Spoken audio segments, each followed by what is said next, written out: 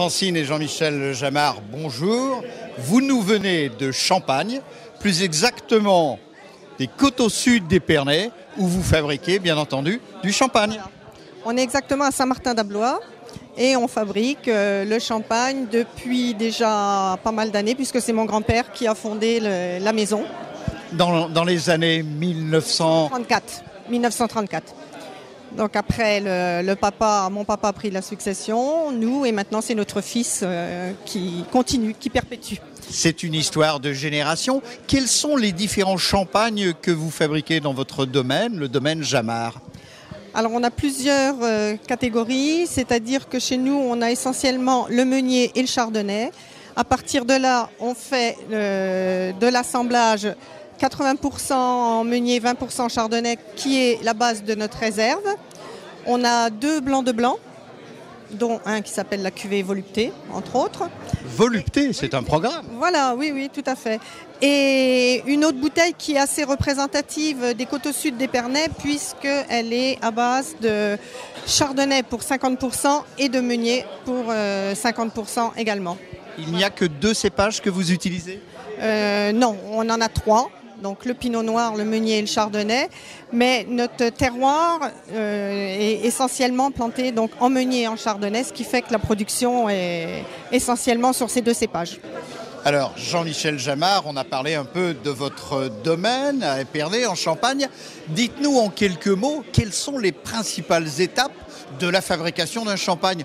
Tout le monde en parle, tout le monde en boit, en France comme dans le monde entier.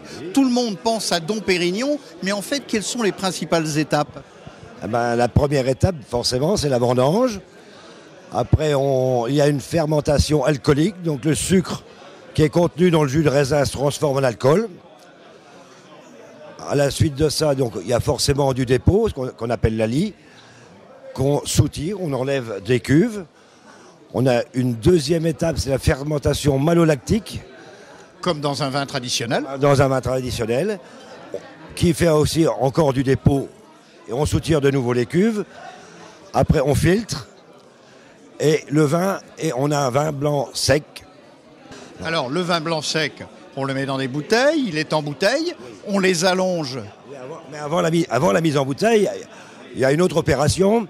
On ajoute du sucre, 24 grammes de sucre par litre, pour que dans la bouteille se produise une deuxième fermentation qui donne véritablement le champagne. Donc le sucre se transforme en gaz carbonique et un peu en degrés. C'est la fermentation. C'est la champagnisation. Après, les bouteilles sont stockées en cave, allongées, elles restent pendant environ 2 ans dans cette position. Alors, donc les bouteilles sont allongées, si on peut dire, pendant 18 mois, 24 mois, 2 ans à peu près. Oui. Et ensuite, que se passe-t-il ? Eh bien, disons que la deuxième fermentation a produit encore du dépôt dans la bouteille, ce qui fait qu'on est obligé de faire descendre ce dépôt sur la capsule. Donc, c'est-à-dire que les bouteilles sont à l'envers.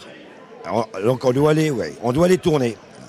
Donc, c'est le tournage. Et après, une fois que le dépôt est sur la capsule, on l'appelle le dégorgement. On enlève la capsule, la pression intérieure de la bouteille fait éjecter le dépôt. Alors on rajoute de la liqueur pour faire soit le brut, le sec, le demi-sec. Et on le bouche définitivement avec un bouchon en liège et un muselet.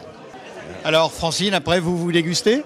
On déguste, oui, bien sûr. Et puis on déguste à différentes étapes. De toute façon, les dégustations, elles se font également avant la mise en bouteille pour pouvoir faire les assemblages, parce que ça c'est primordial aussi. On fait un petit peu comme un peintre. On assemble nos vins au même titre qu'un peintre va assembler ses couleurs pour faire son tableau. Et puis c'est vrai que l'étape finale, c'est la dégustation et faire plaisir aux consommateurs. Alors Francine, vous qui êtes une ménagère, avec quel type de plat conseillez-vous le champagne en plus de l'apéritif ?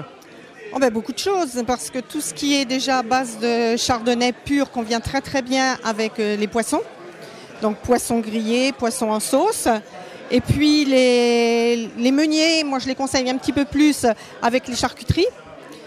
Quand on passe après sur les rosés, là vous avez la possibilité de les servir également en dessert, mais avec des desserts à base de fruits rouges.